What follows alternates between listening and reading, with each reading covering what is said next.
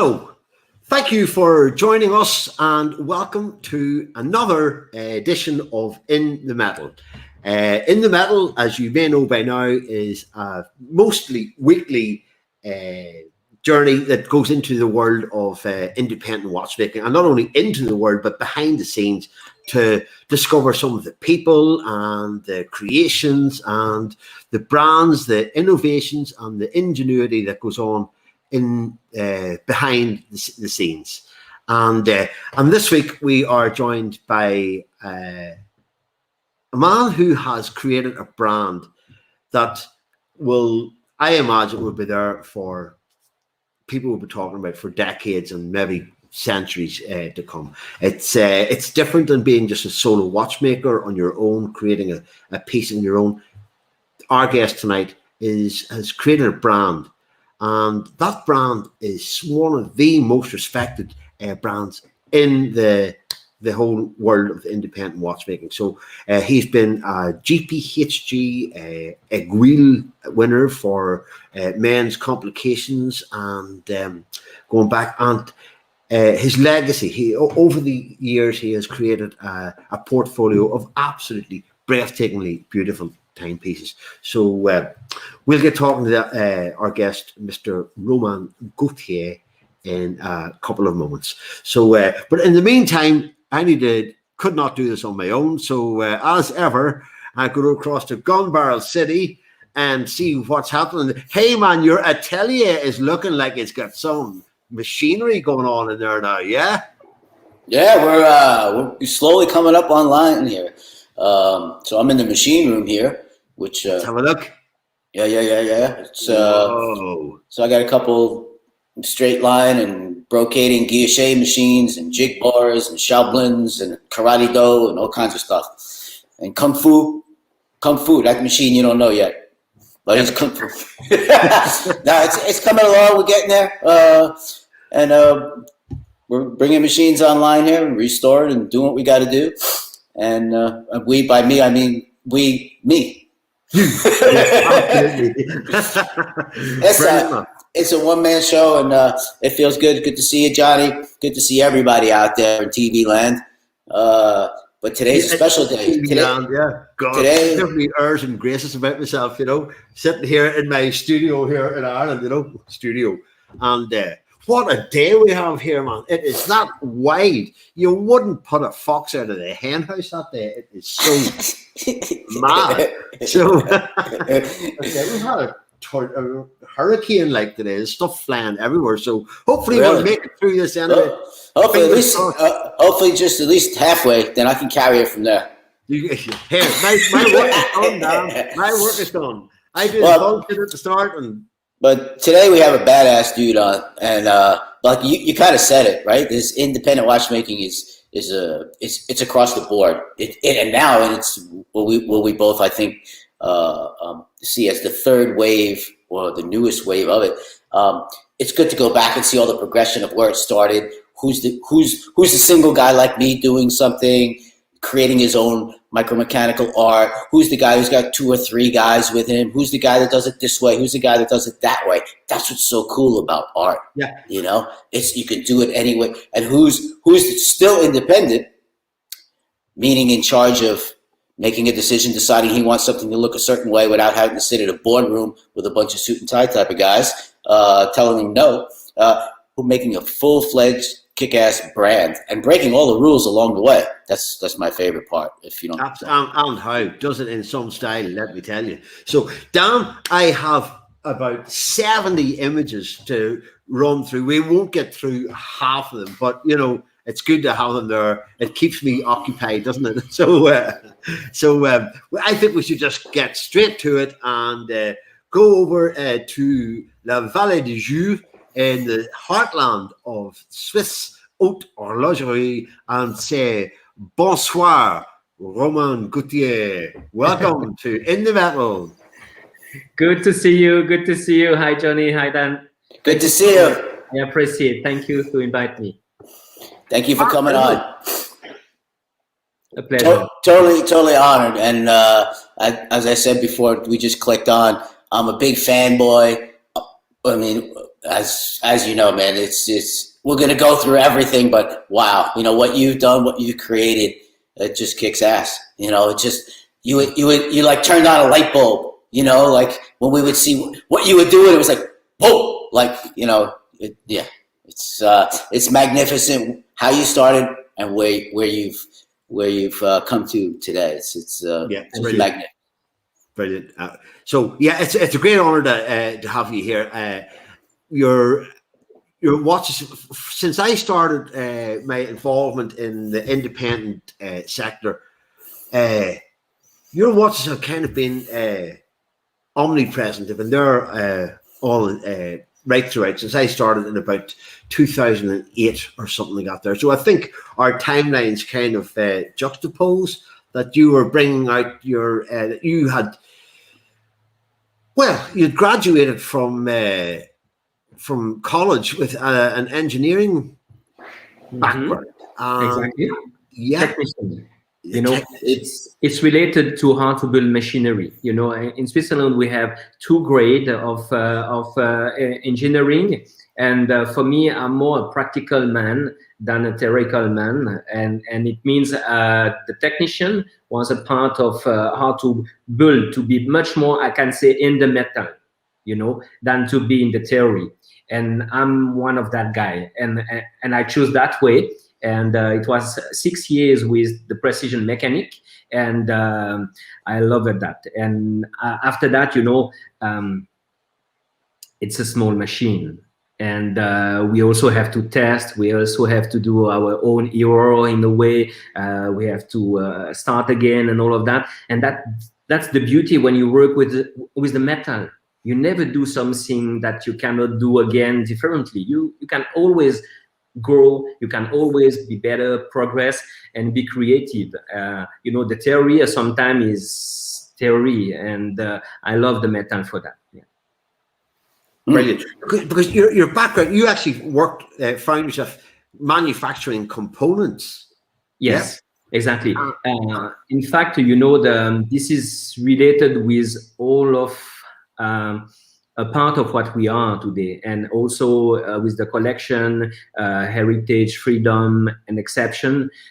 This is three phases of me. So to be simple, I'm born in the Valle de Joux, which is related with the heritage collection. You know, the level of watchmaking, the beautiful finishing, the complexity. When a collector think about a collector watch, this is what we have in a way in the heritage collection. Freedom is much more metal, is much more contemporary, that I don't necessarily use, you know, the polish on everything. Like, for example, with the Freedom collection, I couldn't have the Geneva seals. For me, you know, a restriction in terms of creativity. And this is why I can say for you, if I will be in Geneva, I will never join the Geneva seals, because I need my freedom to be creative. And if I want something matte, it has to be matte. And anyway, if the rules in the haute horlogerie and the classical thing should be polished to justify a certain level, it's not me, you know. This is what I like with the Freedom collection. I went a bit extreme with the Enraged editions. Sure did. We've been looking at those too. Yes, because we have more than 70. Well, I said before, you're a rule breaker, you know. And for people or collectors who might be watching and don't understand it, Geneva seal is a certain amount of rules and regulations to produce the highest grade and highest finishing for a timepiece. But you have to adhere to those rules to get this specialized seal, right? Which in independent watchmaking, it can bounce both ways. Yeah, it's a wonderful seal and it does represent, but a lot of times we are independent and we are micro-mechanical artists, no matter what our background is. Is it someone like me who's traditionally went to school for many, many, many years and worked his way in many companies, or any way we go about it? The beauty of independent watchmaking is that we can deviate from that. We want to do anglage a different way. We want to finish it that way. We can break out from that and actually step it up even better, you know? Yeah. But I think that this, what you just described, is actually, I would have said that about your whole approach to this, because you've done things of great. One of the things that strikes me about Romain Gauthier, the man and the manufacturer, is a determination the drive and the single-mindedness. So to hear that, you know, that the Seal of Geneva does not appeal to you because you're not a conformist. You're rule breaker. Yeah. That's it. But that's what independent watchmaking is. You got to be a rule breaker. You know. Well, since the starting, I'm a person who can, in a way, you know, when I was young, I did so many things just by myself and alone, and this also drive me to the fact that I don't follow. I don't like that, you know. And if I do something well, it's because me, in a way. If it's a team, always you can say if something bad, you can say, oh, he did something wrong and all of that. And if I do something wrong, it's me. So I like that, you know, the responsibility that it is. And this was the challenge for me when I started to build the team that we are today, almost 28 person, because I had to learn about how to give that and to understand and to accept that some people will do better than me, fine, and some people will also do differently than me. And this you have in a certain way to accept. But this built me in the vision to be independent, for sure, because all of my childhood I was doing in bicycling, running, downhill skiing. So all the things that it's independent, it's individual. Yeah. That's super interesting to know about you, man. That's really cool. I mean, what blew me away early on was your embracement of CNC and bringing that in, but using it in a different way than what most people think CNC is. And we, on every show when we talk about this, we try to explain to collectors how it's used in independent watchmaking, that the machines we use are called prototype CNC machines. They're usually making one part or very small amounts of part at a time. They're not little bubblegum machines that spit out the part and we just put them together like magic and stuff. It's painful. It's still very raw when it comes off the machines. We still have to do all the same finishing we would if it came off one of my F1 machines or my SIP jig bores or whatever it is. But you embraced that technology early on and you saw a way to utilize that. And that's what blew me away when you first appeared on the scene, man. It was like that embracement of, wow, man, how is this guy doing that? Like in his basement. I was like... And thank you for what you say, because it's right. And there is a big misunderstanding with the technology that we use and all of the technology, in fact, that we can use to produce, to finish, and all of the steps. And for me, you know, I remember when I started, I had an article in a very famous magazine, and they didn't really understood at that time that the machinery was only used to produce the raw part. And all of the steps after that will be finished and done and decorated by hand with hours and hours of human value added. And this is what I like. The watchmaking is a precision item.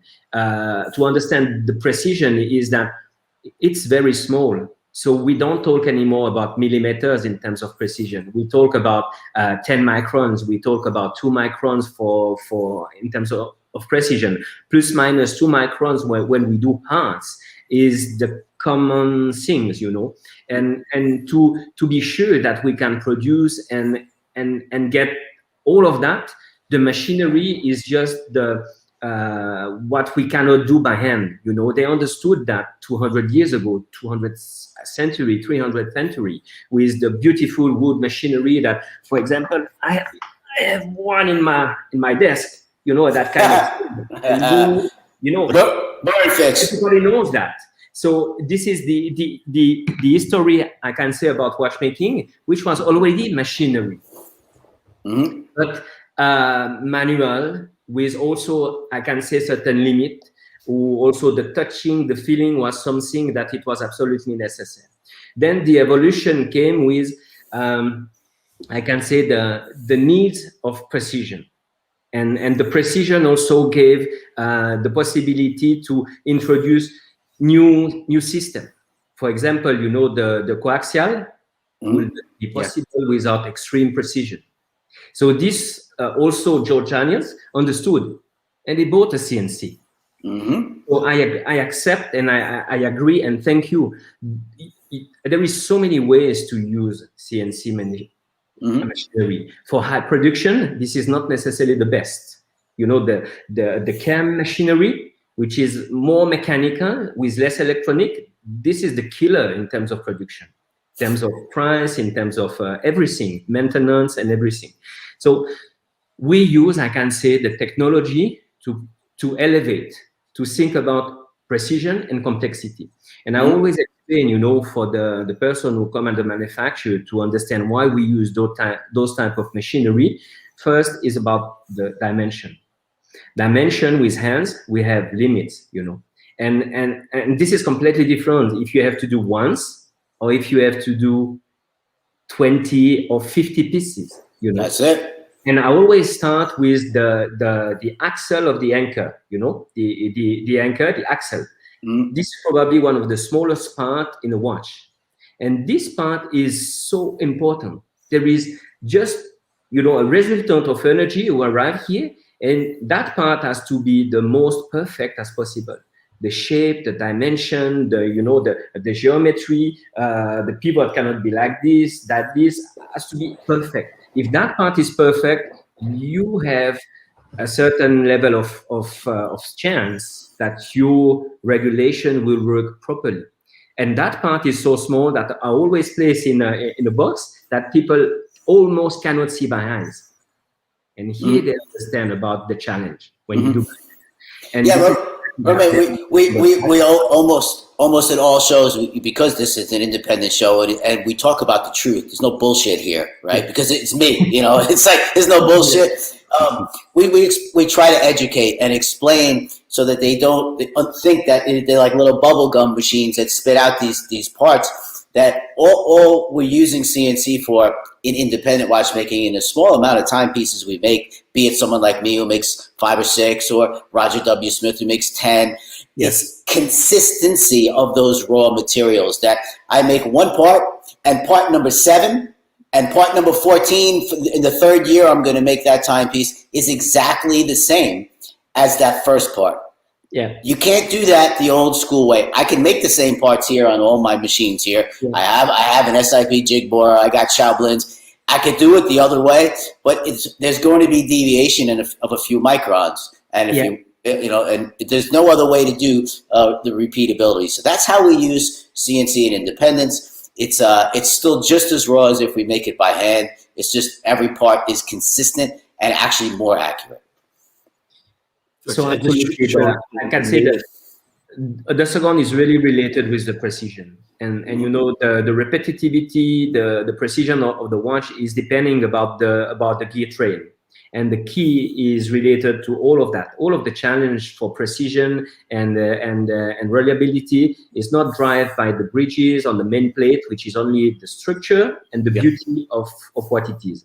So all of the challenge is regarding that. You know, the profile of a tease and all of that kind of things has to be just perfect as possible. So precision is really something, like I said, every day we work with microns, plus minus 2 microns. You see, for example, this operation, when you see the purple, this is what we call the roulage. The roulage is when you start to give pressure on the pivot. So the extremity of the pinion will rotate inside the jewels. That part has to be perfectly concentric, perfectly round, and this operation gives strength, you know. So there is a stress in the metal by pressure, who gives more hardness. So round, precision, hardness, and this is exactly what we need in terms of reliability for the future. I can say for you, if you have to produce for some countries in different places in the world that everybody knows, that I'm not going to mention about the name, the process to finish the pinion like this means quality for a long, long time. For sure, nobody will see that. So we call here the technical quality. And this is the things that we almost never talk for clients, for collectors, but this is, you know, all of the things that are behind the scene that sometimes some people like here we do to explain that the quality is also technical. And we have that in-house because we manage also all of the gear train and for sure bridges and nameplate. So precision, I can say, is everywhere.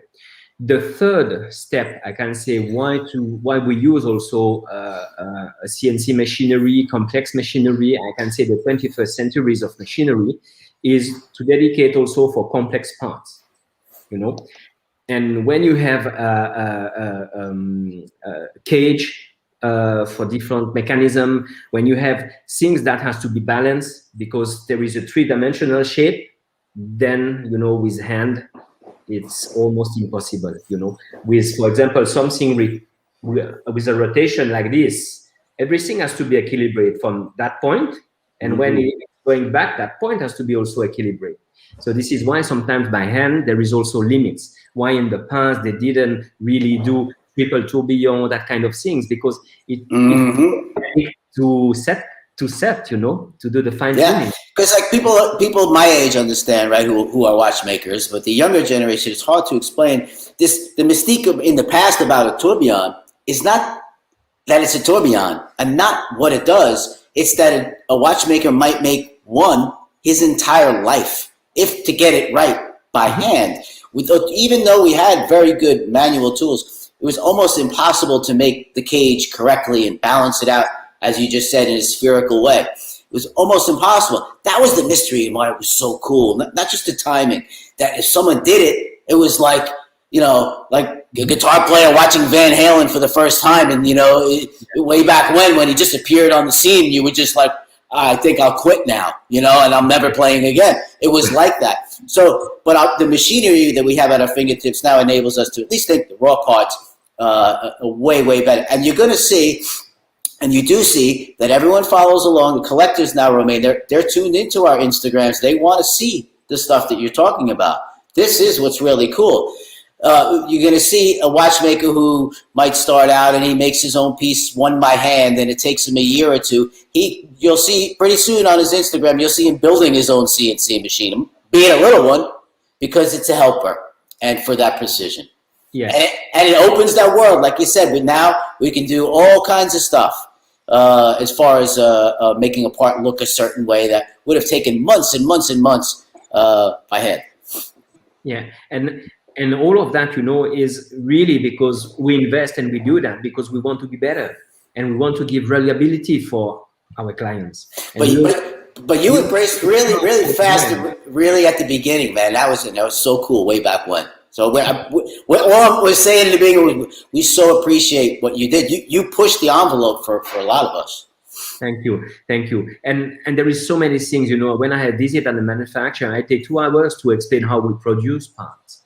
And for me, there is, I think, a big hole in the understanding that we always show the watchmaker, we always show, you know, the beautiful things with the dress and all of that, and it's fine, but it's every brand for that. So now my thinking, you know, everybody needs a wants, and it's why, for example, in Japan, the market is insane because they want to understand why. They want to understand more deeply. They are custom-made with the beautiful picture and all of that. And like Chronos, for example, they do a great explication. You know, they give answer for the people. And I'm sure we have to re-explain how we do what we do. And everybody needs to know that and understand that to place again a value and an understanding about what it costs. 1,000, why it costs 10,000 and why it costs 100,000, for example. But if we just show pictures and we don't explain properly, then yes. And this is a thing that I hope that everybody work, we need to show the honesty and to explain how we do that. And after that, you know, this will give more value at the end of the day. But for sure, then after that, there is the big thinking about who does really the things and who pretend to do the things. And then after that, they cannot talk anymore about that. And this is a kind of things that every way there isn't one way in terms of watchmaking, but the way that I chose was to build. When I did my MBA between 2000 and 2002, it was already right on the book, Manufacture Romain Gauthier. So this was already in my thinking about the meaning about independent is to be autonomous. That's the beauty. That's the beauty. If you are creative and you can do by your own, with your team, with your tools, then it's something that can be completely different. If you outsource everything, this is not the meaning of, in a way, of independent.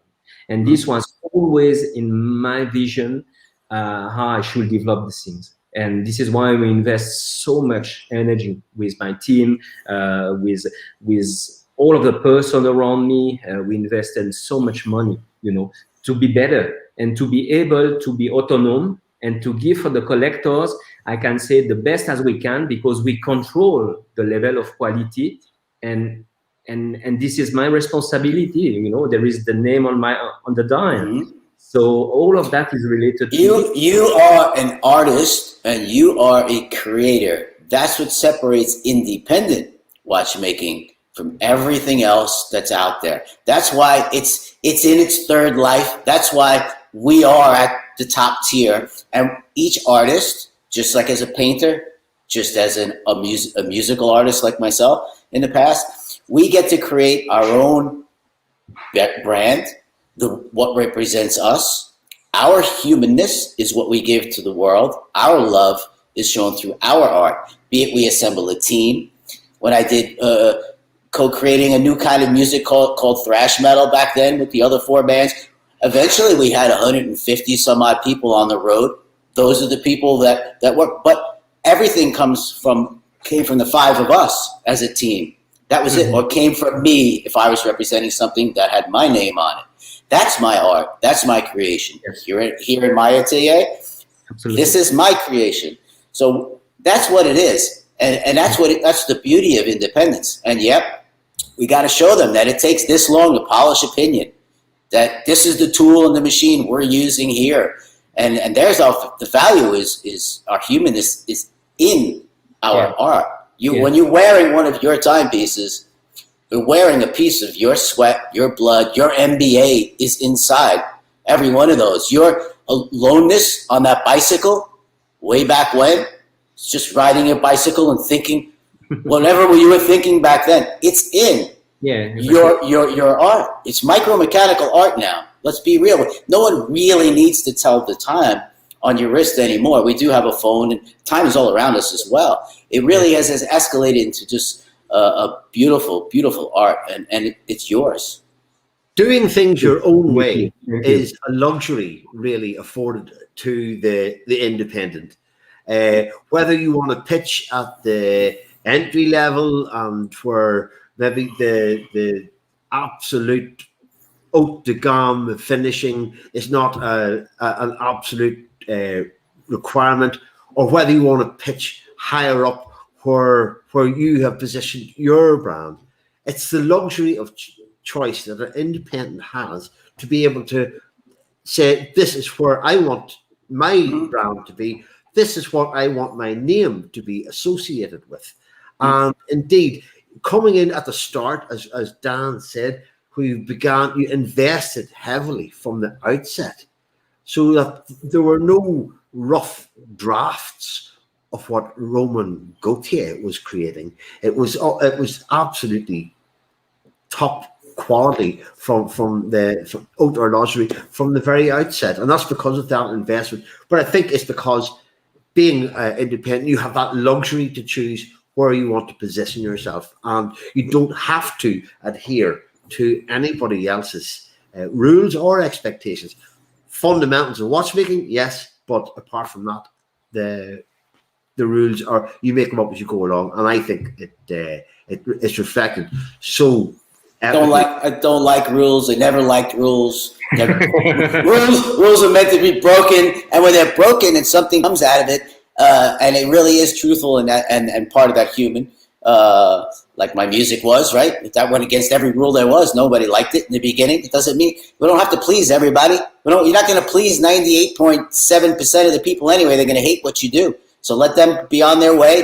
there's billions of people on this earth that will love the art that we give back to the world, and that's independence, and that's a true art. And that's the beauty of the world, you know, the freeness and the difference. The differences gives all of the interest of everything, Right. and this is the meaning of creativity. So I agree. Rules. Yes. Me and you sit down and crack a bottle of wine. I like Pinot Noir. You like something else. It's just that's the beauty of the art of wine, right? But show some intense creations there, Johnny boy. We've got some questions, some nice comments. Thank you, Sandra. So, Carl, good friend from UK, has asked the question for Romain. We often hear about failure rates for dials, for example, in enamel dials. Is there also a significant failure rate on the gear train components, and whether it's the prototype stage, or obviously you want to have any problems ironed out long before you go into production? So we cannot necessarily really compare the enameling that we also do in-house, like now it's with my wife. So she was training during the last 2 years to be able to achieve. So, and because this is really related with, it's like cooking. You know, enameling is not something that you just place and it's good, and it's almost like alive. You know, the colors is not something that you buy and all of that. It's a mixture. You know, it's the regulation of temperature is with the hair is something alive. So you cannot really manage that, and this is why there is so much, I can say, failure in terms of enameling, as the way as we do with the countersign enameling. It means there is enamel on the top and there is enameling on the back. This is the way that it was done in the past. For what? Because the tension on the top are so strong that it can break if you don't have the same tension on the back. Yes. And this is one of the things that are important, you know. If we talk to that with Anita Porcher, she will, in a way, 100% agree. We cannot do differently. But today there is so many ways that some brands and all the times, they never talk about the behind the scene. What is under, what is made of. All of our enamel dial are made of 18 white gold carats, you know. This is the best base to obtain the best result of enameling. Enameling, the failure is about the bubbles. It's simple. It's like cooking, you know, depending about the dimension, about how she crashed, you know, the glass and all of that. Then this is not control, you know. It's something that you crash by hand. So then when you place in the oven, sometimes you have big bubbles who comes and something like that. So this is why there is a lot of failure with enameling as the way as we do. It's not like, you know, some enameling which is almost like the sugar. Place and you place in the oven and it's done. No, the way as we do is the enameling by water and painting. So she picks the enameling and she places in the dial. Water enameling in the dial. Water enameling in the dial. So all of that people don't really know and understand, and this is why it's taking time by the process of that way of enameling. The failure with gear production is the challenge is from the raw parts that we produce with the machinery. Then after that, all of the challenge is to maintain that quality, because you know the sharpness, the profile, and everything. When we go on from the machinery, it's very precise. But all of that step with the hardening treatment, you know, with the polishing, with the pivot, with the polishing on the top of the pivot, all of those manipulation, you know, then can create scratches, wrong things. You know, the hardening can create technical things, but we don't have so much failure as we have with enameling, because the process is much more controlled. It's more technical. And we cannot say that we have a lot of failure in that kind of way. The failure is the scratches, is the piece who are damaged, and then visually and in terms of quality are not acceptable to be used and to place in a watch. Excellent.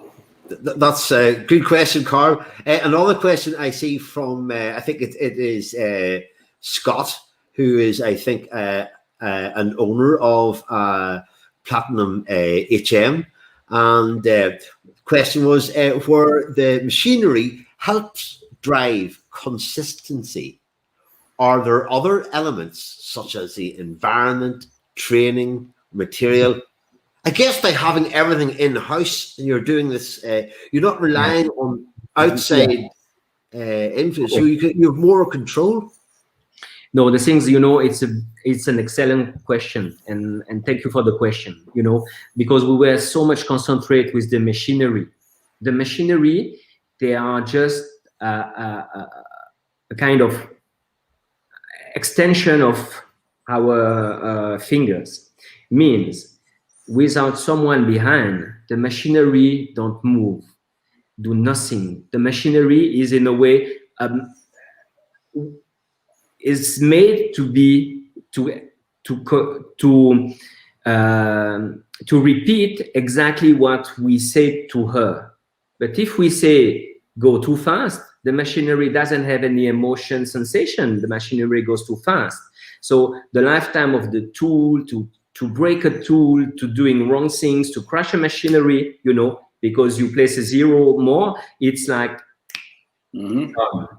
and it means those machinery, they have no artificial intelligence behind. So everything is the know-how, the knowledge, and years of experience. People who work on those machinery, they are like at least 5 years of training to be able to produce properly parts on that type of machinery. And for you to have an understanding, I remember when I started in my first company that I was managing the staff, and I trained all of their staff to work on the machinery. And I had a visit with a company that was and still one of the leader in terms of mouse in Switzerland, one of the starting with L, in front of the brand name, and they went to visit, and they asked me about where is like the scanner. So it means the machinery is for them it was like you place the paper, the machinery scan, and the machinery at the end. Bubblegum, like bubblegum. That's what people think. Like electronic, easy, and all of that in the thinking about. It's not so complicated. Unfortunately, no machinery exists still today in the world. So otherwise, a lot of people will use. So it means we need human behind that. And those type of machinery is huge. The evolution. Why I choose the evolution of tradition? Because the production is always in evolution. The tools I can say that the watchmaker use, I didn't really see a lot of evolution since 200 years or something like this. It's basically the same type of work, but all of the production, the control, all of everything before the watchmaker would take the part had an evolution like insane, and this was helped. And I always say, if Abraham Louis Breguet will be alive, Audemars, Patek, all of the watchmakers, they will use what we have today. And absolutely, because look at me. I went back to school for CAM. I built my own CNC machine. It took 1.5 years just so I could understand everything about that machine. And then people think that's it. Okay, no. Then you have to apply. Just like you come out of college and you went to college to be an attorney, you don't know shit till you're in the courtroom and learn over the years. Then you got to put it on the machine and watch it eat up your milling bits. Why is it not cutting this if I want to cut a titanium part of my escapement? I have to learn all these feeds and speeds, and why is it not doing this and that? And that's months and months and months and months could go by for one part. Okay, so it's the same procedure as doing it manually. When we work this way, it takes months and months, if not years and years, to produce what we're producing. But finally, at the end of that rainbow, we can actually walk up to the machine and get a consistent raw part. Again, everybody, if you're a collector or whatnot, there can be smoke and mirrors in what you're wearing on your wrist. If the guy's not honest, believe me, if he's making more than 3 watches a year, 2, 3, he's somewhere along the line, he's not making that by hand, okay? So we have to use these tools, and we should be using these tools. And you're right, if Breguet was alive, he'd be right on it, man. He'd be right on that. If it enhances the precision, it has to be a good thing. You're selling a product. Okay, in one regard, you're selling a piece of art. But in another regard, it is a functional piece of art that must be reliable. And the whole essence of horlogerie is that your timepiece is accurate and reliable, and it doesn't break every time you shake your wrist. So the more fluid, if you like, the components interact with one another, the finer the finishing, surely that's better in the long run. And you're so right about watchmakers' tools. If you notice, every watchmaker that's probably in your facility, we're always looking for the older tools, even though they might even make that tool again today. We want the older tool from 200 years ago because it was made better back then. It's the same tool. It's just not even made as well today. So, absolutely, 100%, man. And the different things that are hugely important. The environment is also really important. The quality of the tools are really important. And one of the points that a lot of people cannot imagine, but when you work with the metal, you understand that the metal is alive. There is tension. There is a lot of, it's alloy. This alloy is alive. Why we have some rust? Because it's alive. Because there is chemical reaction. There is a lot of things. So sometimes we work on the machinery. It works perfectly because we have a row of metal, a bunch of metal that we still have, and 6 months later we don't have that one, and because we bought another, normally on the paper the same metal, and what happened? Everything wrong. We cannot obtain the right surfaces, the quality. We cannot obtain the right shape, like pinion. Sometimes I remember when I was working on the machinery, I had a time that the extremity of the pinion should be wrong, and it was like a triangular shape, just because the metal. So the metal is so much alive.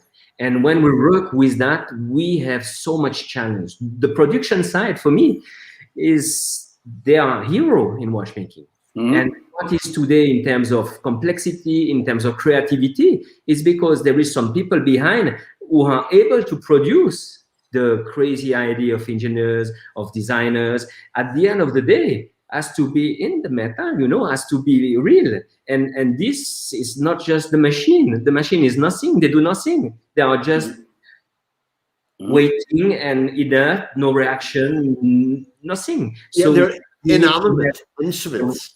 So people are the key of all of that. That's the beauty of what we do. It is. It's like any a professional musician, Dan, or it's like maybe the instrument is an extension of yourself, or maybe a racing driver going around the streets of Monaco. It's anybody can drive a car, but not everybody can do what they do. It's an extension of themselves. An artist should be able to use any tool at his disposal that can get whatever it is that's exploding in his brain out, and give that love back to somebody else, somewhere else. To get that sensation in music, I love electric guitars.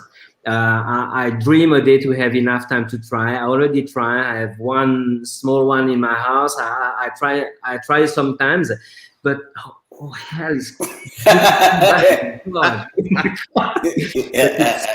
it's amazing. Always when I see that, and when I see the guitar player who plays like, and when I try to do that, it's like nothing. People has in the hand, and some people will train all of their life and will never achieve.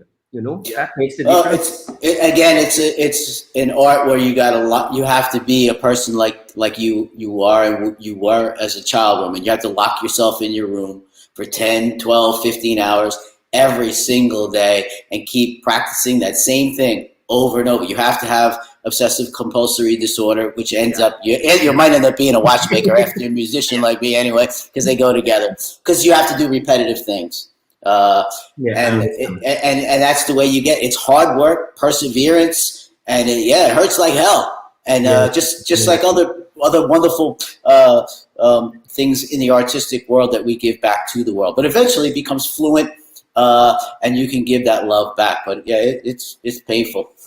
Not as painful as living on a tour bus, though. Let me tell you, those fingers are hurt after you're 3 or 4 hours on that old guitar when you haven't picked it up in a while. So I know exactly. Well, that's the catch-22. Just so everyone knows, in music is most musicians are like me or like Romain. We're loners, right? But we find all the loners. Now, you ready for the twist? Then the idea is throw all the loners on a bus, which is a tube. It's a metal tube, and then they're all trapped on there. They all really want to be alone, but they have to be together. And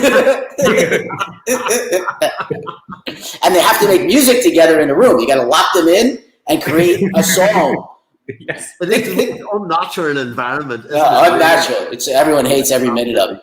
Here's a question from Scott. I think again, how does the market or a customer influence your direction, or is it solely internal decision that you make on your own? You anticipate what your customers are going to appreciate. You can't really confer with them or ask them, do you like this, or should I do this or should I do that?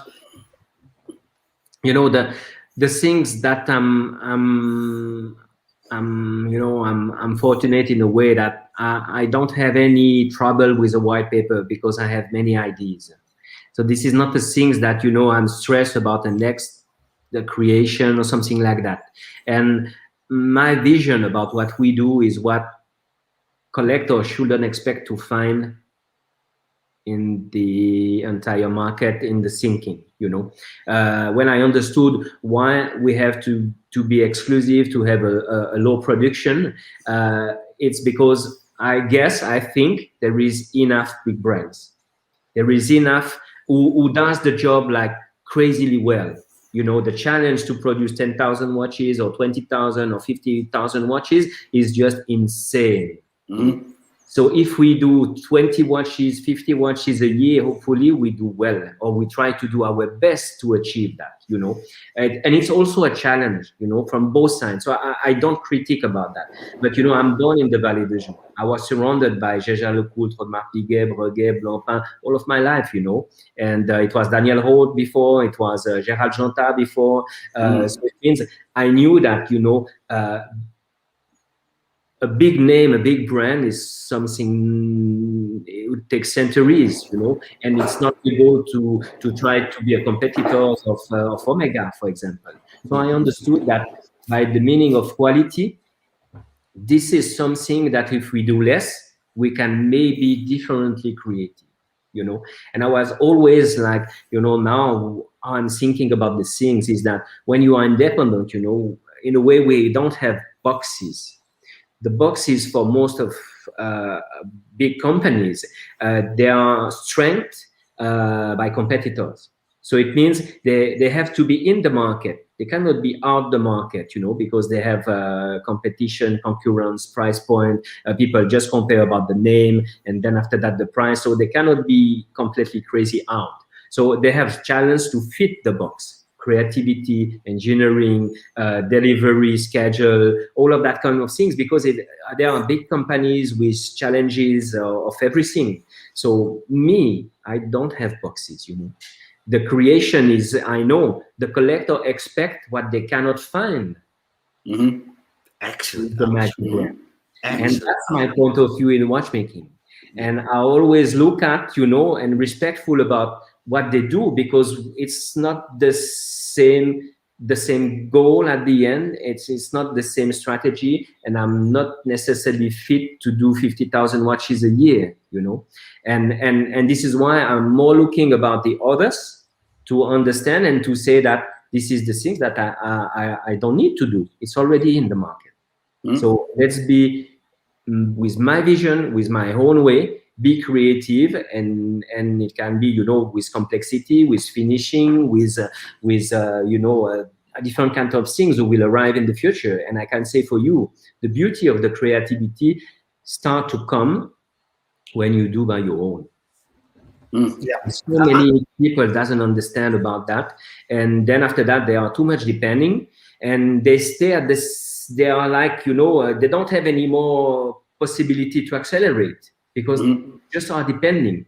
You will see next year with a big complication. A lot of people will say, "How hell it's working?" Yeah, you have to come back and this will be a window about our capacity. And to explain also to the collector, this is the reason, the real reason why we build the manufacturer, why we invest in so much time to have a team to build all of that knowledge. This is also to push the level up. Push the boundaries. That's what I said earlier. That's what independent watchmaking is. That's what we do. We are the true artists. They finally found us though, Romain. We tried to stay like music underground, like punk rock. We tried to stay punk. But they found us, and we've been outed, man. We've been outed, bro. Yeah, we are the micromechanical artists. Let's be real. We're the ones who can make 1 or 5 or 10 or maybe 30 watches a year, whatever it may be, and somehow pull off a crazy ass idea that everyone says you're out of your freaking mind. You can't do it. You don't even have the machines to do it. You don't want to go to the bank to get those special machines, or whatever it may be for that independent. You know, that's what I love. I love a challenge. I love the underdog. I love to be the underdog. I love to follow underdogs and watch them break through and, you know, and show everybody like, yeah, screw you. Watch this, bro. Watch me do it. Because I did it in music, right? It was the same thing. So I look at my past band and look at Metallica, you know, became the biggest band in the world, where everyone just said, we don't even know what this music is. It sounds like crap. It sounds like a toilet flushing. You know, that the force is against you. Well, you are the force. And show them. You know, we that's what we do. We get pissed off and we show, oh yeah, well, watch that. Oh, you can't make this part out of that metal? Okay. We'll see you next year, but I'll be holding it. You know, that's the beauty of our art, man. It's really cool. We push them out, and then you'll see everybody else jumps on the bandwagon, and of course, then, oh, I knew you could do it, bro. Not a problem. And then they're putting it in their watch. You know, some capacity of it to bend the patent or whatever it may be. But that's what we are. We're rule breakers, and we're the underdogs. So that's the real cool part of it, man. I think what I'm hearing is that, you know, life is about, it's not just about accumulating wealth. It's about getting to the end and being happy. You know, and if you don't need to be creating 20,000 watches a year. For a start, you could not do it to the standard of quality that you're doing at the minute. So it would be an inferior product to what you're doing now. And I think there's a sense of satisfaction, a sense of fulfillment that people don't really get until they're getting a little bit older, and you recognize that everything in life isn't all about the bank balance. That's nice to have, but it's not everything. Happiness, health, that kind of that fulfillment of doing something to the very best of your powers. And as you said, building that little team of artisans around you who are at the top of their game. Yeah. To create a micro miniature chain with rubies in it. Right? I think you're crazy, man. Right? That was what I was trying to say before. Yeah. Stuff like that. We'll come to that in one moment. And then it's like, I'll show you, and then you did. Yeah. I love the comment Gary left, and Roman allowed him to ruin a batch of components in the hardening furnace. So I think Gary. And you're laughing about it, so it's all. That's the most important thing. It was nice. It was too busy. It was fantastic. We have a couple of questions from Kronos, from Sandra, and from Thomas, and we'll get back to them shortly because I want to depart now and take a little look. Dan mentioned the famous the Fusée chain, and which I think is just. It's one of the most beautiful little parts that I've ever seen in watchmaking. It's so intricate. Those are the components. Tell us about the fusee chain. And now I know it's not at the beginning of the story, but it's celebrating its 10th year, won't it really be, in another year or two? You know, the thinking was really based with a physical simple principle, how we can ask someone to give a constant output if the input is not constant. You know, for me, physically and mechanically, it was a kind of nonsense, you know. And this is why, you know, the choice to be, you know, and to work with watchmaking for me was also at that step to think about that if we want to talk about precision, this is something that we can talk if we have something constant who give the energy to the mechanism who should regulate and give the precision by the energy back. So it means I had, you know, a different kind of you know, analyze. And for me, I choose the way with the fusee chain. And that was for me a simple principle about the lever, you know, that was used with Leonardo da Vinci or all of those people, and the Egyptian before also to move rocks and all of that kind of things. And this is a simple physical fact. And I said, yes, that one is interesting. Why? Because the constant energy is given before the regulation, the calculation in the watch.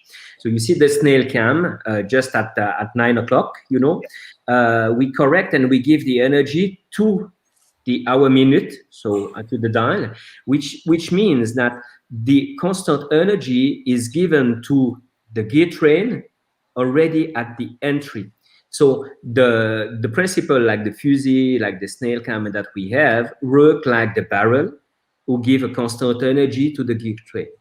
And physically and technically and mechanically, for me, it was very logical. It was clever. It was the thinking about Romain. All of the calculation that we do, you know, when we calculate the gear train until the balance and all of that, we start by that point. So there is a meaning about all of that, you know. So everything should start constantly with the starting of the calculation, with the starting of the watch. And the starting of the watch is the barrel who touch the pinion center. And this is why, for me, before to start everything, I said, that's the principle for me, who is quite logic. We need to give the energy at the entry of the watch, the center pinion, and all of the rest of the gear train will work properly with a constant energy. Then I said, okay, this is nice, but unfortunately there is a problem with most of the pocket watch in the past who has a fusee chain. The chain is broke, the chain is rust, and at the end of the day, sadly, the watch is out.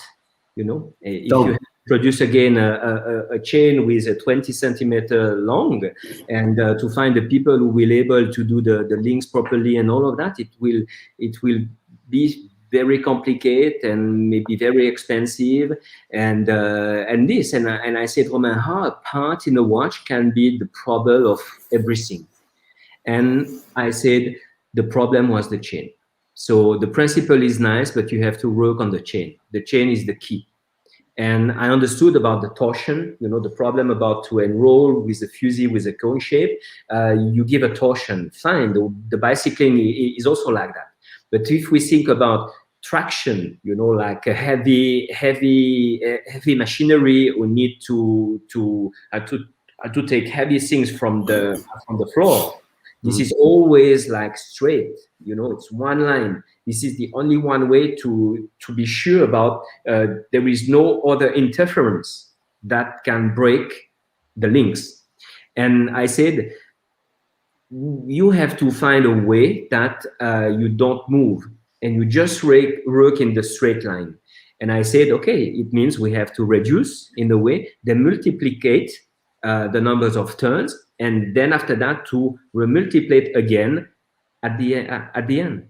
And everything started by by this, and gave me the possibility to do a link, completely a chain with link completely differently, like the bicycle, 2 links outside, 2 links inside, 2 links outside, 2 links inside, and the parts who work and touch are the ruby roller, and they are not just, as maybe many people think about, like beauty. They have the real function. The ruby roller touch the secondary barrel and touch the snail cam, and yes, and it's beautiful to see. And the chain became, you know, something I can say very iconic about the logical one. Yeah. Which incidentally picked up a GPHG award for men's complication. Yeah. Yes, yes, and this, you know, for you to explain in terms of creativity and to explain many things in a way around me.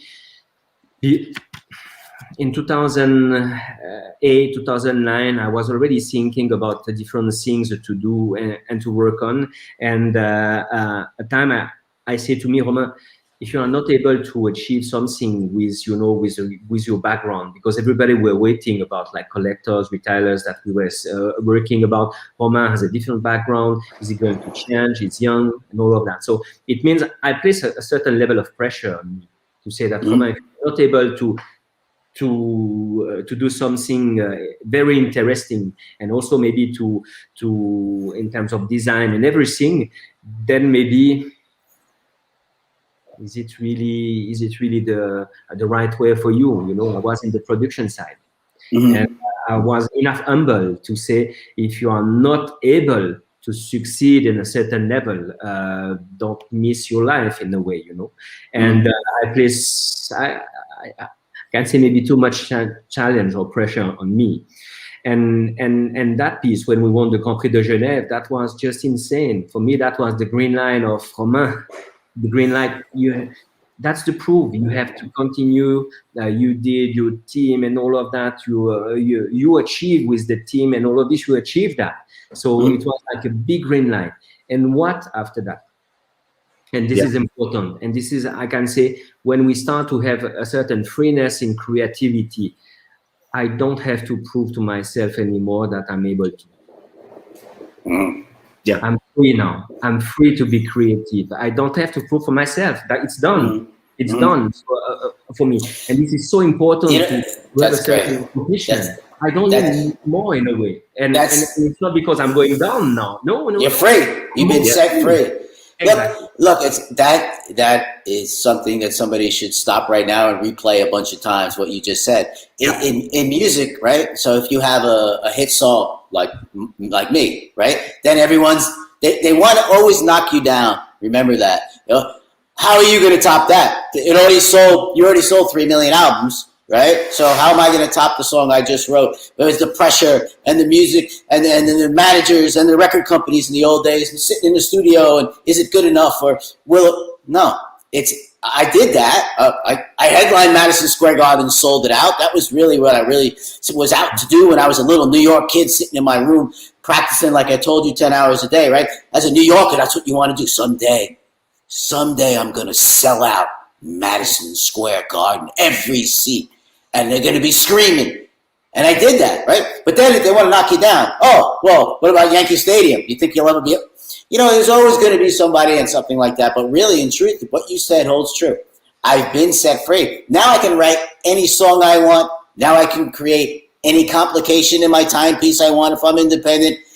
It's me. It's me who you love. It's me what's in what I was saying earlier. It's you, Romain, what's in every watch. What a collector is getting from you is that picture now of you on your bicycle alone, you know, who had the dream, and and then there's the chain with all the rubies in it. And people have to understand, as a watchmaker, I'll tell you this, you can't just go buy those rubies, bro. There's a custom-made rubies. It's not cheap to call up a ruby company and say, I want to try this. You can't buy 20 rubies a certain way. It doesn't work like that. They make thousands at a time. So you have to really know what you're doing and have the money to invest to really go for it, even if it's in design in a CAD program. And that's our vision. And we're set free, man. Independence. That's what it's about. It's beautiful. Awesome, man. Awesome. There are other pieces that I wanted to touch on as well, because it's not the logical one has been the award-winning, probably the high-profile piece. But even Scott mentioned earlier on, the piece that he bought was the Prestige HM in platinum, and this brought me to a question, because there's a purity of form about the Prestige HM with the crown positioned on the underside. And this is the Prestige HM for hours and minutes, and this is your I know this exact one wasn't your first creation, but HM I think was. And again, from the outset, it was different. There was no crown to interfere with the profile or the contours or the actual flow of the shape of the case, and the crown was secreted on the under. That's so badass, isn't it? That's so badass. I remember seeing that the first time. Go, oh, badass. It's beautiful. Inspiration from that. Was this something that you envisaged or you'd seen before? You thought lifted from a watch in the past somewhere, Roman? Where did the idea, the inspiration for this crown? The HM was really, an important step for me, a very important step. We settled so many things that what we are today. Also, my principle, before to run, you have to understand how to walk. Mm-hmm. And for me in watchmaking, if you want to know how to walk, you have to do a proper, simple movement. I was not a watchmaker with a background, so I was in a way humble to say that I have to start with the most simple, so 2 hands, how a minute. And it was at that time also the challenge for me to say that if you want to start in that world, you have to have your own thinking and understanding about what collectors and what people will be interesting about. And if you remember at that time, it was already the game with the complication, like Concorde with the lateral tourbillon, with all of that. So I was like, a kind of new kid with the most simple watch ever. And finally, I can say, the influence of Philippe Dufour on that piece was quite huge, in the thinking about the quality of beveling, the rounded beveling, which has what we call in French the bercé, with the interior beveling and the understanding about that, how we can use much more the hand and the value of human and grow in terms of quality. This is to doing the things that cannot be done with machinery. And the vision about the rentrant, the sharp angular, all of the details from the haute horlogerie, that piece integrates everything. Like, the dial with the real grand guilloché dial with gold. So all of the dial are in gold. So the hands also. So I placed all of that at that time. I consider for me, the highest level of possibility, with the shape, with the comfort, with the dial, and I was really drive when I was working on the design about the HM to a design that will pass, centuries, in the thinking about like a lifetime design, and this is things that I really take care, I don't really, fanatic about, to be too extreme, that because it's a buzz, it's something with the trend, and we have to do that to fit, because this is not necessarily a long life in terms of, brands, and we are small, so we need to be concentrate with the best as we can. And yes, so for me, the HM really settled the base and the understanding about the level of quality, about, to create my own caliber that nobody in the world will never get. It's mine. to take care about, like we see the jewels, you know, they are rounded, all of details that, you know, I took care about big jewels to enhance everything. So yes, so Philippe Dufour, when I did my MBA, really it gave me the green light about it's possible by your own to create from A to Z. And then after that, you know, I took the time at the manufacturer when it was my first job during the weekend to produce the parts.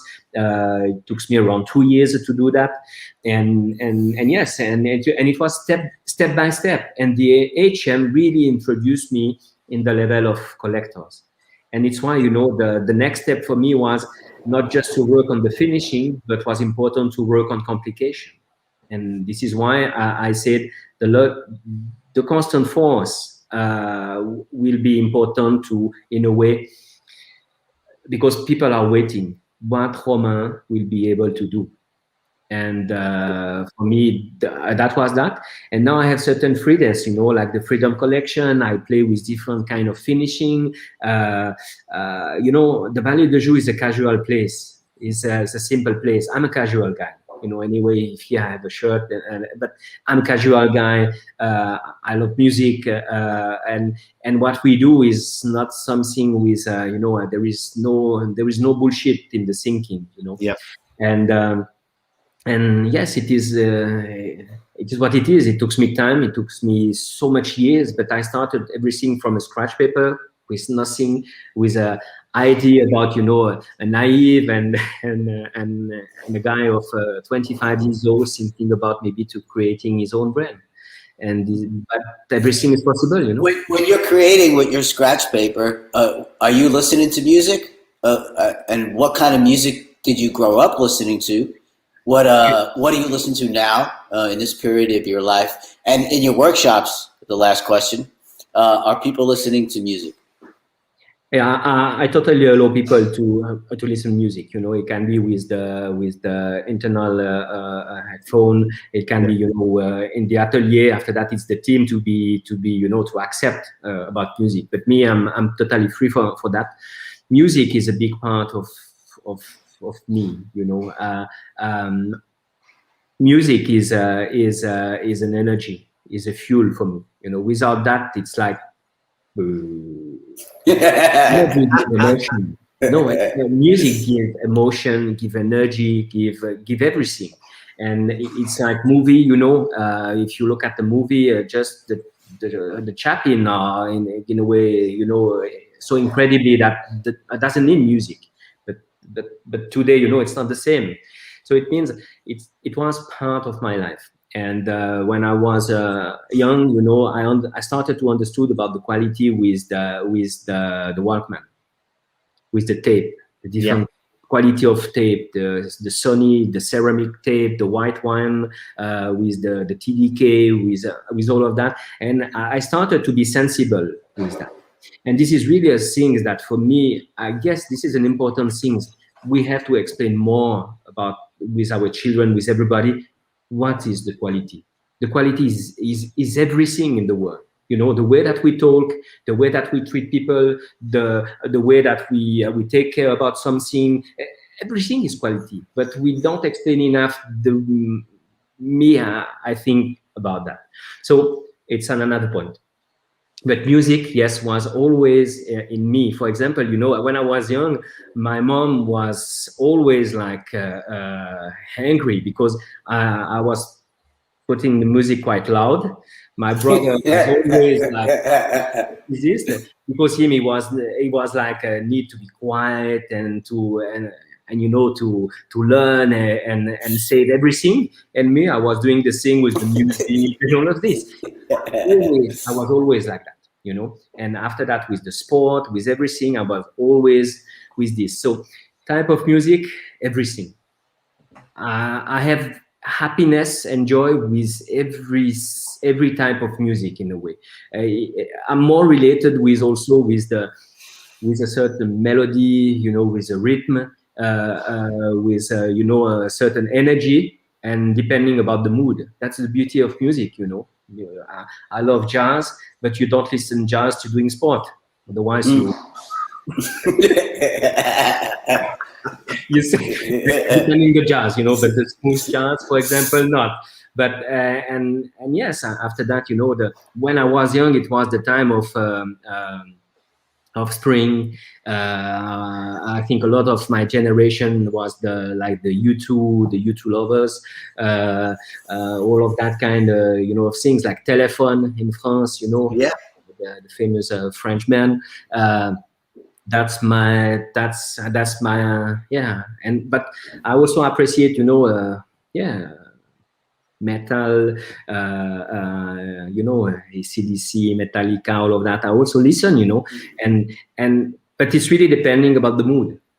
Yeah, like you said, well, nowadays, in most of the sports shows, as soon as they come on, you know, you hear the sound that I helped create, you know,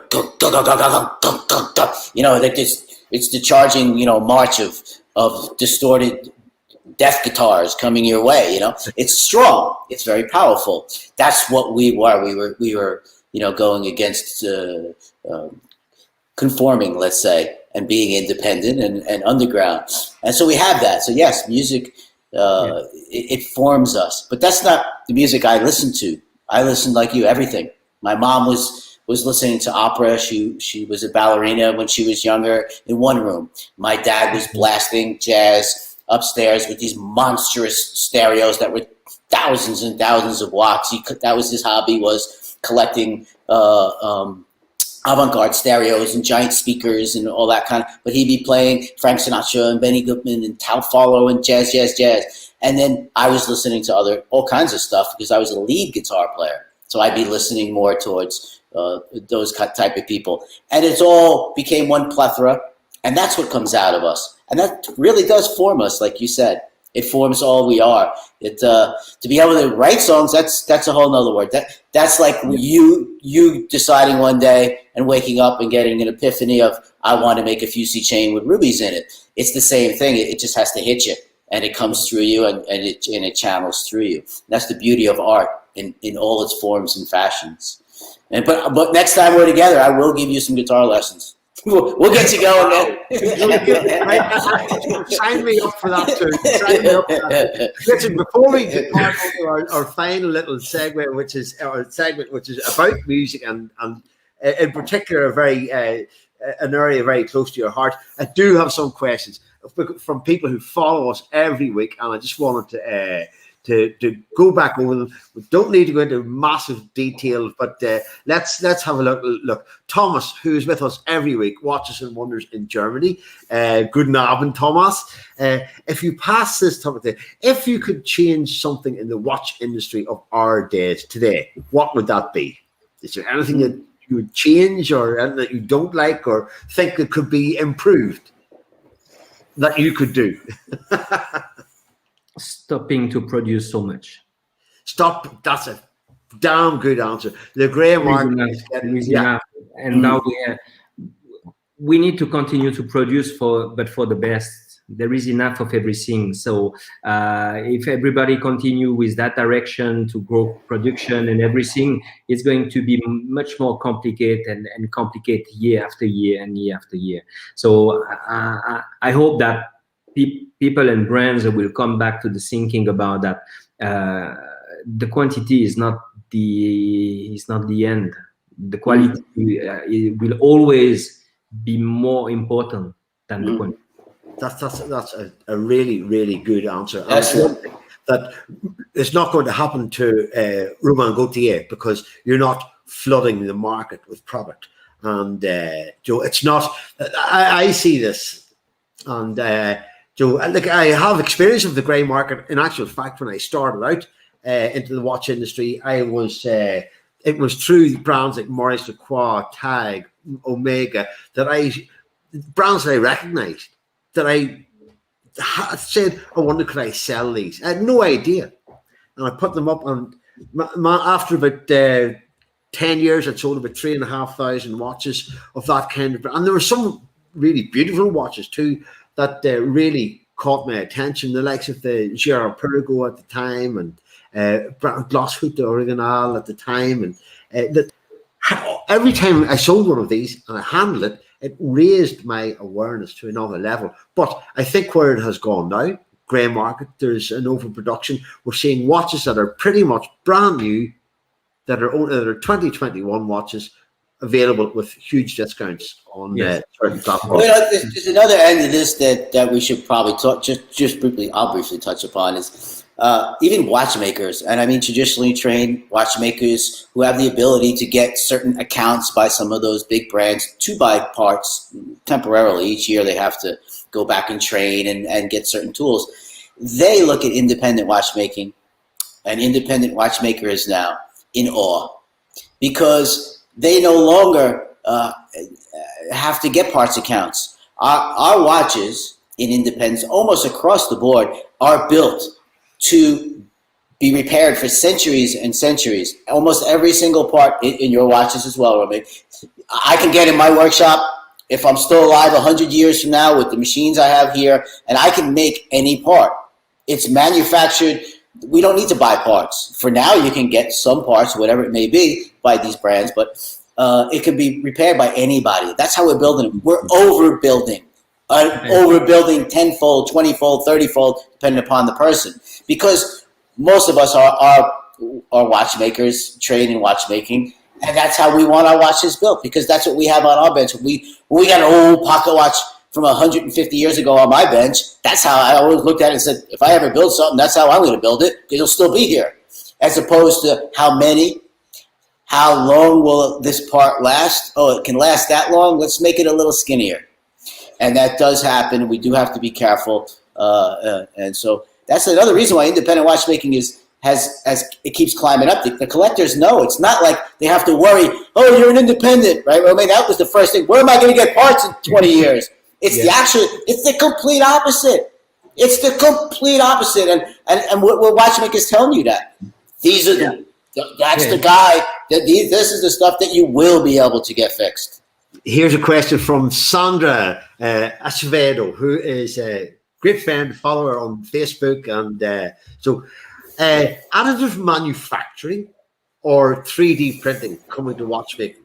I guess 3D printing is already. You went and bought a 3D printer recently, haven't you, Dan? For eggs, etc.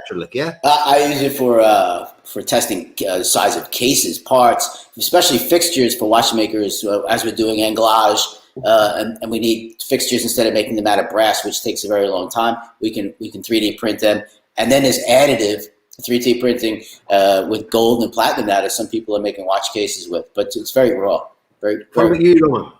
Yeah, I totally agree with you. For us, we just signed to buy a 3D machinery, but not for what you imagine. $60,000 for a 3D, but just to do some tests in terms of physical principle. That's it. This is how we will use.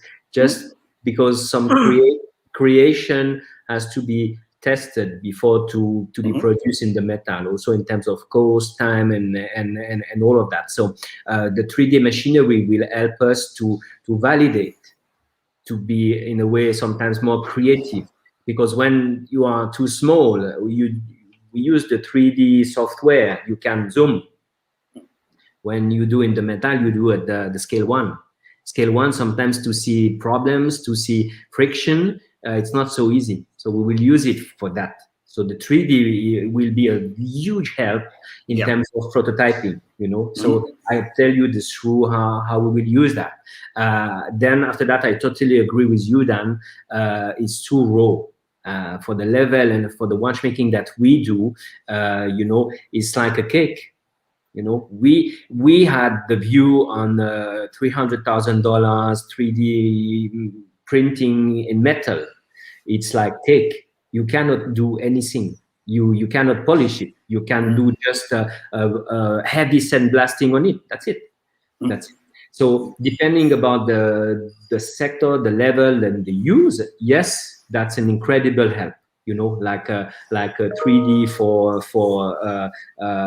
impossible shape to be machining. Today, this is opening so much doors. But for maybe other kind of engineering or the needs, in terms of case production, I don't really necessarily see the point, the advantage. You know, this is a cake. When you have too much hole, this is a part that you can break easily. You know, when a case before the case has to be produced, you know, it's not just a raw metal simple. The gold is press. You know, every company, you know, take care about that, because when we do the final polishing, you know, if the metal is not enough, you know, compress, and to avoid all of that kind of things, you never get the perfection in terms of polishing.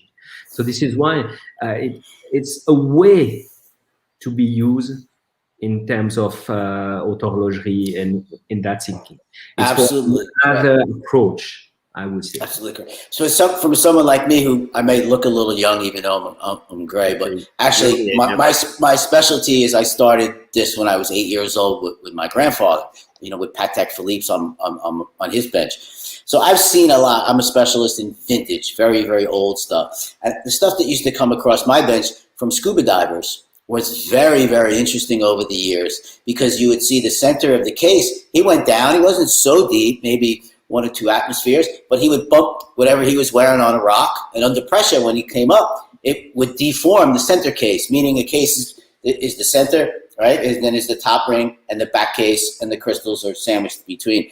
And that would deform the center of the case, just being that deep. So by poking holes or doing 3D printing, it's all cool. It might be some people utilizing it, but you can do really cool things with it, because you could put holes in it. But what Romain is saying, I'm backing up by saying, twisty.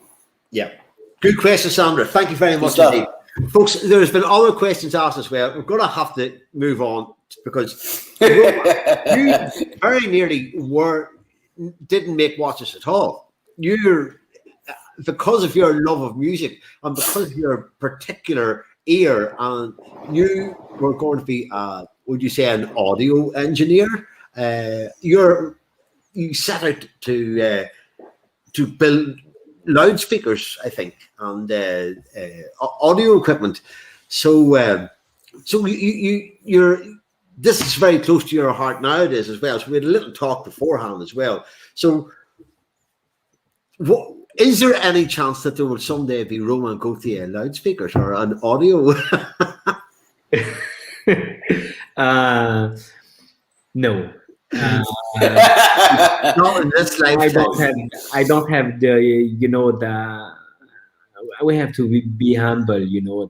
But maybe, I don't know, collaborate, doing something with someone who has the know-how, and to participate. That will be insane. That will be incredible for me. Yeah. But maybe at that level, yes, you know. But no. When I started the school, in fact, I did a subwoofer by myself. And it was at the electronic stage. We did the filter. I tried that time to buy the best woofer, the case, the design, and all of that. And yes, it was for me, you know, like the first things to create and to try to be better. Why I did that subwoofer, and this is one of the answers why, in a way, I decided to took that way. Ref maybe is one of the very good brand in terms of subwoofers in years, you know, but we never almost find the best of everything. Sometimes they compromise with the quality of the case. Sometimes they compromise with the woofer. They compromise with the, you know, all of the things to place the cables. So it was always something compromising. And I started to understood about that, Romain, if you want to have something in a way with your vision of everything needs to go in the vision of to be perfect, you will never find it. And it's why I did by myself the subwoofer that for me was the best of everything, that it was my feeling at that time. And then I think why I apply in the watchmaking today is also that vision. I try to give the best as I can, the best as my team is able to do in terms of finishing, and this is this is my line, you know. And so, if you're not the Romain Gauthier manufacturer, the company, which I have to say, I wanted us to show this beautiful, beautiful. We still have the mini, you know. We still have the mini.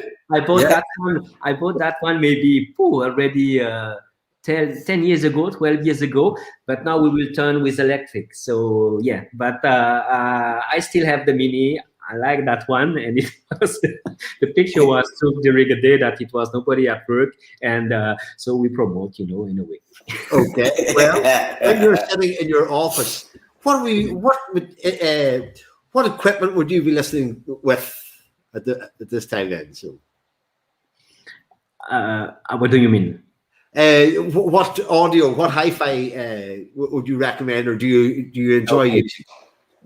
You know, when I was younger, I did quite a lot of show, the high end, to be able to listen about all of the brands, and this is hugely difficult to say something. You know, like speakers, it's something related with your sound, and there is so much difference with the speakers that it's why, you know, in a way I answer you in the thinking about that. Speakers is something that has to be, you have to listen before to buy. This is impossible to buy speakers just by seeing the technical spec and thinking about that's the best one. No, it's a big mistake. So, and people will prefer, you know, this is exactly the same with the Marshall, you know, the typical sound of Marshall, which is not the same of Fender, and all of that kind of things. So it's much more complicated. Speakers is related with aesthetic, is related with the space also. It can be big, it can be huge, it can be really heavy, but this is one of the fundamental elements for me. Then after that, for me, my dream, and I will buy sooner or later the Macintosh. I'm in love with the Macintosh, with the respect, you know, in terms of design and an heritage which is incredible. It's like the Rolex in the industry. You know, everybody recognizes Macintosh. They are conservative in the development, in the thinking, in the philosophy. I love that, you know. And this is really the type of equipment that I would love to see because I have a big bureau, like 50 more than 50 square meters at home, which is where I stay to develop and to create. And I'm dreaming, you know, to have that equipment with that, that volume, and placing, you know, sometimes I'm listening to music like crazy, like hopefully I have a house, but people outside should say, but who is the one crazy guy? It should be like a teenager. You definitely could have been a metalhead, man, for sure. Right. Yeah. He fit all the categories, man. Yeah, Macintosh is. You're 100% right in everything you just said. Macintosh is. It's like it is. It's keep it simple, stupid, and just keep it flat and keep it natural. Even to this day, there's a certain Mac amp that we'll use in the studio. Not on those big giant speakers you all see in the movies, because we hardly ever turn those on, ever. It's bullshit. We listen to little speakers because that's what you guys listen normally to speakers on. That's why you always see the mixing guys. We have small speakers at the top when we're on the console when we're mixing. We want to hear what average people are listening to at home. That's what it should sound good on. And through those, a lot of time we use in Mac. And as far as speakers and amps, and you can see guitar players are the same way. Every guy has a different rig. When I did the Anthrax reunion tour, I built my own Marshall amps from scratch, from all the resistors, because I wanted a certain model that they didn't produce. Or in the old days, I was with Jim Marshall and the guys at Mesa Boogie creating our own sound, because it was something that was in my head and it didn't exist. So they had to sit there and solder. So we all have different hearing. We all want something else, yes. And that's the beauty of the humans that we are. It's beautiful. Music is awesome, man. Yeah. I did ask you earlier on today, Romain, before this afternoon, to nominate a couple of pieces of your favorite audio, your hi-fi equipment, and I think that was the audio, the Jameau Concert 11 speakers, or is it 2? I didn't So make those ones, yes, are already like 20 years old, and that was at that time, I can say, one of the when they're still making, you know, high-end, but with a budget that that was for me affordable. accessible. It was like a budget of maybe $5,000-6,000 or something like this. Yeah. And I really love it. You know, the sound and everything is not necessarily based for you know, heavy loud sound, but I really love it, that one. They are clearly well done. I have them since 20 years and there is nothing wrong. Perfect. And it was something, unfortunately, you know, like everybody knows, what a lot of things are today, they are not made for a long To time. last, absolutely. Yes. And I still have, you know, the Denon, the PMA, yes, insane. I love this amplifier. I remember at that time it was also with it's a Denon that a lot of people think about. Okay, it's just a Denon, but what they did at that time in terms of quality was just incredible, and nobody could say that the design is something from the past. You know, it's still surviving and doing very well. And that was my, I can say, the equipment that I bought at that time. And yes, I still have. When I was looking through for photographs today, I did notice the prices of these are still high, and so I have a Technic system here as well that I love, and you know, it is 20, maybe more than 20 years old, but it still packs enough punch for me. But I was interested. That's because they built shit to last back then. Same with the machines behind me, or like my dad's turntable, a Thorens TD-124. You know, my house is filled with all this stuff. You know, I mean, those turntables, I don't know, they're like 3, 4, 5. I mean, if they're fixed up, they get sick money for them. You know, and they put them in fancy cabinets. But it's because they were just built correctly. And if you take them apart like a watchmaker would, there's not many parts. It's you build it and then strip it down. Get rid of this. How do we make it with less parts? So it'll last, and that's the beauty of it. The dream at that time for me was like AccuPhase. You know, that was crazy stuff. Like Nakamichi and this it was at that time. But then on, you know, it was more about my budget, and I never regret, never ever, you know, to invest in that equipment to give me so much pleasure. I had the Nakamichi MR1 cassette deck, man. I wore that thing out trying to learn people's guitar parts. Because before that, I had to have an album, man. I'm old school. We had to have an album to learn a guitar part. There was no YouTube where you could slow it down and cheat, you little cheaters. You had to pick the needle up and put it back down. I had do you ever see the Harman Kardon straight line turntable? It's all solid aluminum. That's what I had. And I tracked all the way across straight. It was awesome, man. Those were the days. I also love, Roman, your choice of personal sound. So if you're just got your headphones on and your modern day Walkman. So I love that, the Astel and Kern Can Alpha, and you also match that up with your Denon. Yeah, exactly. Yeah. And that one for me was, you know, related with the love in a way that I have with Denon. They in a way stopped to be very, very high-end in the thinking, but they still with, I can say, that headphone really made from Japan. I received mine directly from Japan. You know, I did the order in Switzerland, and it came directly from Japan with all of the stamps in the box from Japan.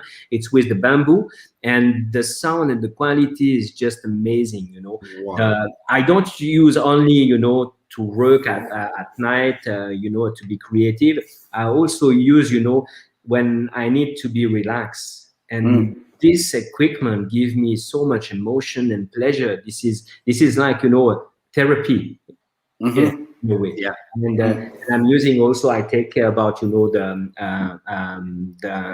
the quality of the music. And I really like, for example, Tidal, which is fantastic, that you can have the master file, the highest level, and it's just fantastic. But yeah, people, me, not enough people know about the beauty of listening with the quality. Yep. Next up, you got to get some of these where they mold your ear. They stick the wax. These things got like 4 subwoofers in them. And we use these, you know, to play live. Yes. We need to be completely sealed from the outside world. So you got to like screw these in. And now I can't hear anybody talking. And each person on stage can have whatever they'd like in here nowadays when you go play live. So I can say I only want to hear the drummer. I only want to hear the other guitar player this loud, and turn me as loud as I'd like myself to be, nice and loud.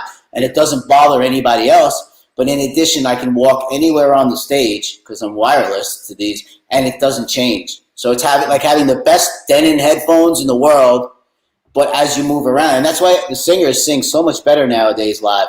In the old days, we had the monitors on the floor, and you had to stay right in front of them. And that's why the singer was always in the center, because those were his monitors. When I walk over there, I could barely play because he just has him in there and like a snare drum. Okay. That's all he would have. And then you go to the other side of the stage, and they would have only what they had. So when you go, you see like the Rolling Stones or somebody goes to the other side of the stage, he's not hearing anything he's playing. He's hearing what that guy wants to hear. So this changed everything. For all it's of all right us. when you're And we can turn it down and not have a wall of Marshalls blowing my ears out because I'm deaf. It's really cool. Listen, we have exceeded our time once again, but I want to thank you so much, Romain. This time has flown past. I can't believe it. I just can't believe it. I could have done the same again, but I want to really thank you personally for joining us. It's been a fantastic chat, a fantastic conversation, touching on so many different areas and aspects of what you do and your company and where it is, where it's going. Hopefully, the new complication that we'll see next year, and maybe then you come back and we'll take a closer look at that. And but I just want to thank you from me anyway, Dan. Yeah. Thank you so much for coming on and showing us all that you're actually human. And that's the best part of this, because that's what the people that are in love with what we do, that's what they're very interested in now. Everything has changed. They want to know about your childhood and your suffering and how you got there and how you broke through and how all of us broke through to achieve the dream that comes from the little drawing on a piece of paper. And that's what's so cool. So I greatly appreciate you coming on in the Metal and speaking with us. We're definitely going to hang. I'll give you that guitar lesson. We'll talk more about stereos and stuff. Sure thing. Thank you so much. Romain, hold on for one moment till I say goodbye to and thank everybody who has come back to watch us again on In the Metal and who'll be watching us in the days and the weeks ahead. Thank you so much indeed. We really, really appreciate your the time that you give us. We love taking these stories to you. So we'll be back again next week. And of course, you can catch up on us on YouTube or on our website, which I should have something there to put up, but I don't. So thank you very much indeed. We'll catch up with you next week. Romain, hold on one moment. And thank you very much, everyone.